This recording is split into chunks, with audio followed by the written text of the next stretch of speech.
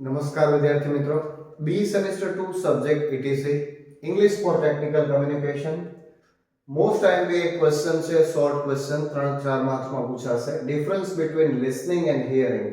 Listening અને hearing નો મતલબ થાય સાંભળવું, પણ બંનેમાં ફરક છે. શું ફરક છે એ ખરેખર આપણે જનરલ નોલેજની રીતે પણ જાણવા જેવું છે. લિસનિંગ, હિયરિંગ બંનેનો અર્થ થાય સાંભળવું, પણ શું ફરક છે જોઈએ. તો લિસનિંગ છે ને, it is a conscious process. Conscious process એટલે એક જાગૃત પ્રક્રિયા છે જેમાં તમારે ધ્યાન રાખવું પડે છે. હિયરિંગ છે, it is a natural process, એ કુદરતી પ્રોસેસ છે. ગમે ત્યાં અવાજ થાય એ આપણને સંભળાય.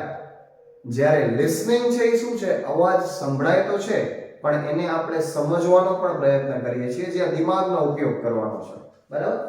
Number 2, it needs attention and effort. જો છે ને આવ્યો ને, ઇટ નીડ્સ અટેન્શન. અટેન્શન એટલે ધ્યાન, એફર્ટ એટલે પ્રયત્ન, એમાં પ્રયત્ન કરવો પડે સાંભળવા માટે.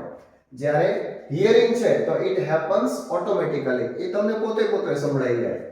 થર્ડ પોઈન્ટ છે, listening is understanding the meaning of the sound. Listening છે ને એ એક સમજણ છે, અન્ડરસ્ટેન્ડિંગ છે. શેની? Understanding the meaning of sound. Sound એટલે તમને જે અવાજ સંભળાય છે ને એનો અર્થ સમજવાનો પ્રયત્ન કરીએ છીએ.